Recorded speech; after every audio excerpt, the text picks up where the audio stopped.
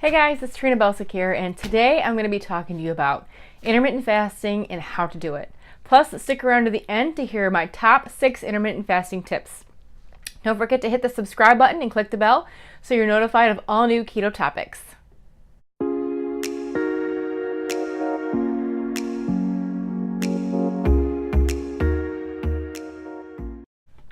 Intermittent fasting, or IF, is where the body cycles between periods of eating and fasting.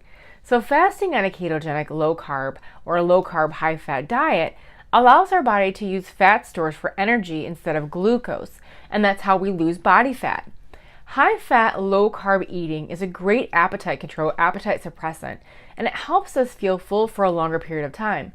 So as our body gets used to fat and ketones as the main source of energy, you'll start to eat less, and you'll even less often. So that'll all come naturally to you. It's not even something you're going to have to think about.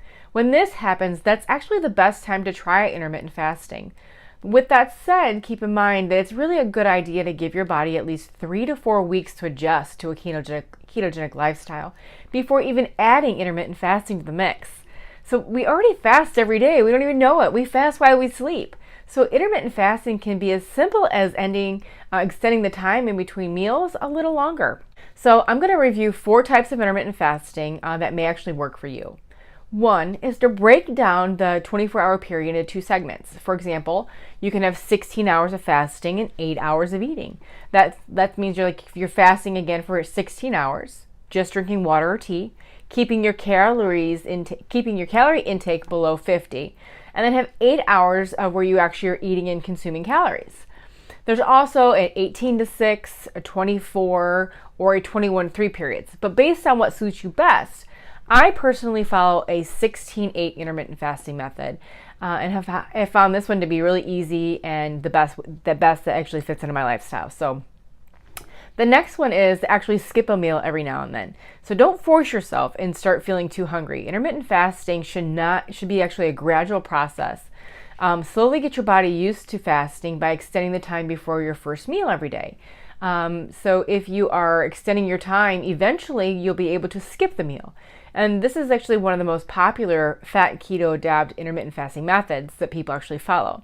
So eat when you're hungry, because foods high in fats, moderate in proteins, and low in carbs induce satiety. That's that feeling of full. So you want to eat when you're hungry, not when you're not. So if you feel that you aren't hungry in the morning, skip breakfast and go on to extend that period of time and then eat around lunch. The third method is alternating days of fasting with days of unrestricted eating. So while you're still eating low-carb foods, this approach may actually be a little too extreme for most people, and I wouldn't recommend you do this unless you've tried any of the other methods first. So you can do this by including 1 or 2 fasting days a week. So again, fast on one day and then unrestricted calories on the next. It's more of an extreme approach, so I would not recommend this when you're first starting out. The fourth method is actually alternate days of calorie restriction with days of unrestricted eating while you're still eating low carb foods. This approach may actually be a little easier to implement than a day of completely fasting. So what you do is you would reduce your calorie intake by 20 to 30% on one day, followed by an unrestricted eating day on day 2. So that is our 4 different types of intermittent fasting methods that may work for you. But bottom line, whether you decide to incorporate fasting into your lifestyle or you're just counting macros, do what works best for you. Make sure you're meeting your macros on most, if not every day. Intermittent fasting is not about starving yourself at all. It's about using our fat stores for energy and losing body fat. Fasting is not required to lose weight on a ketogenic diet. If fasting doesn't work for you, then don't force yourself to do it. It's not something you need to do to lose weight, and you don't need to do it to feel good either. I personally enjoy intermittent fasting, and I've incorporated the 16-8 method into my lifestyle, but see what works for you and see if you're able to introduce that into your life. It is not recommended, however, for intermittent fasting is not recommended on a keto diet if you're pregnant, if you're nursing, if you're under chronic stress, and we're probably all saying, well, we're all under chronic stress, but that is one they specifically call out. If you have a history of an eating disorder such as anorexia or bulimia, if you struggle with any type of sleep disorders or have difficulty sleeping, those are the ones that they specifically call out that you do not try intermittent fasting and you do not incorporate that into your lifestyle. So some of the benefits of intermittent fasting could be Like when you have occasional fasting, that it can provide some benefits, such as like a calorie restriction, and achieving your health goals quicker, and combining intermittent fasting with a keto diet is actually the most important aspect of it. So you want to be mindful of both intermittent fasting and dieting at the same time, because it's actually meant to be practiced as part of a healthy lifestyle and not to starve your body and deprive anything. So if you're hungry, eat. But we're going to go over some of the important factors and how it can actually improve your well-being and your health if you're following a healthy ketogenic diet. So one is actually metabolic syndrome. This is if intermittent fasting has actually been shown to improve blood lipids, insulin resistancy, insulin sensitivity, longevity. It's reduced blood pressure and even inflammation markers. Fasting also improve symptoms of some metabolic syndrome, such as obesity and diabetes. So fasting and ketones have also been proven to enhance the body's ability to repair itself, which is actually required in muscle maintenance and also has like an anti-aging properties. So intermittent fasting can make us look beautiful and young. So anyway, another intermittent fasting benefit is mental clarity and overall mental health.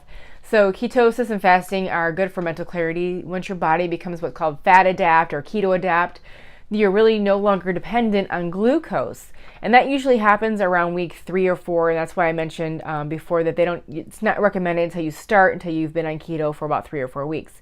When your body is fully using ketones and fat from diet and stored fat for energy, which actually helps decrease brain fog and provides even more focus. So the next benefit is improved fitness. So exercising while you're in a fasted state will actually enhance the fat burn. So if you're fasting and you exercise, you burn more fat. You're burning up your glycogen stores. Man, I'm tongue-tied today.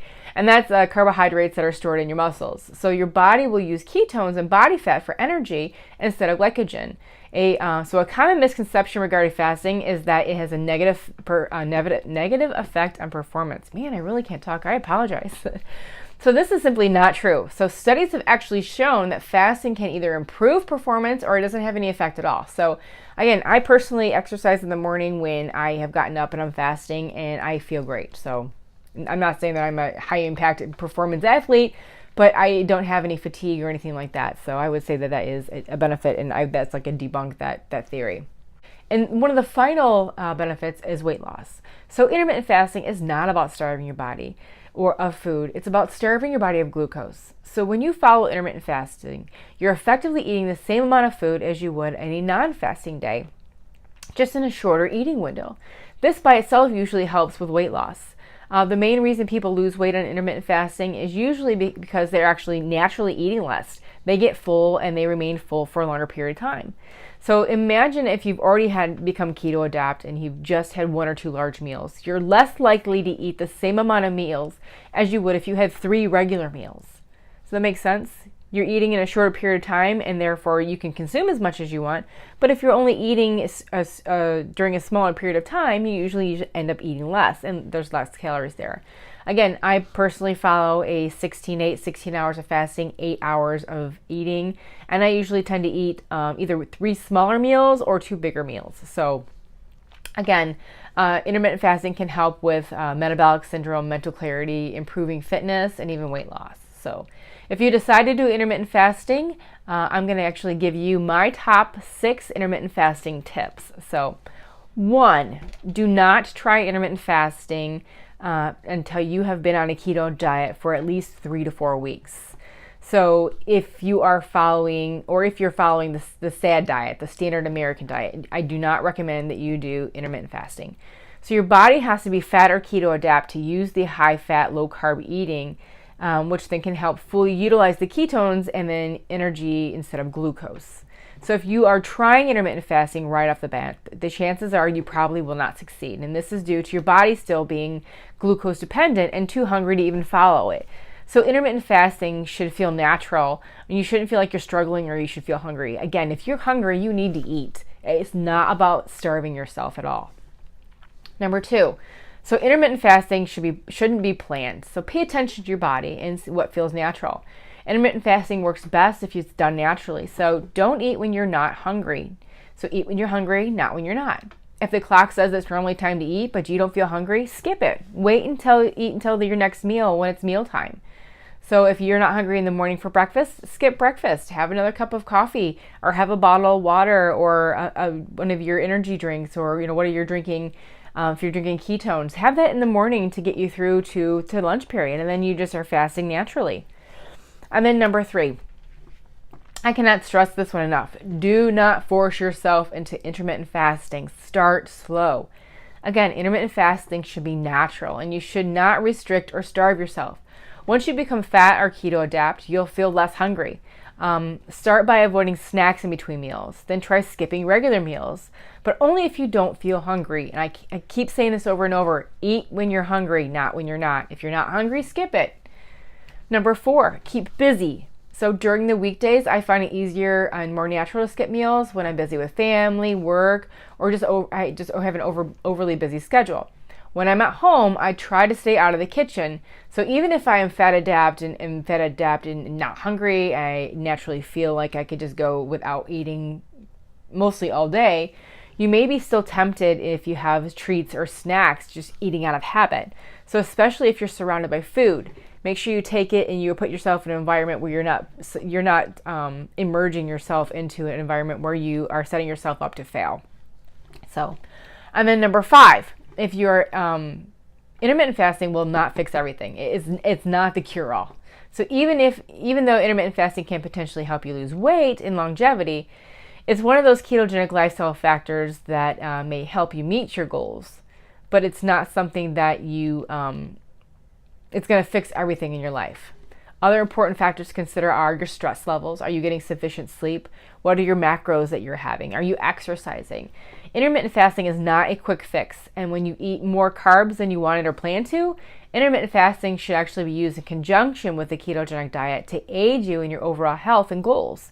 So you should never feel deprived when you are doing intermittent fasting, and keep that in mind. I say this over and over and over again. If you are hungry, eat. Do not starve yourself.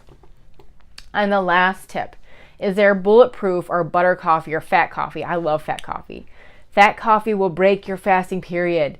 Ingestion of butter, coconut oil, MCT oil will not maintain your fasted state. Anything with a caloric value higher than 50 calories has the same effect, and that is why it's called fasting, because you're not consuming a certain amount of calories. So anything over 50 calories, it breaks your fast. So that is an overview of intermittent fasting with some quick tips to help you out. And if you found this helpful, or if you try intermittent fasting, add a comment below. Let us know what you do, what intermittent fasting approach that you take, and how it is impacted your ketogenic lifestyle. Thanks, and we'll talk together soon.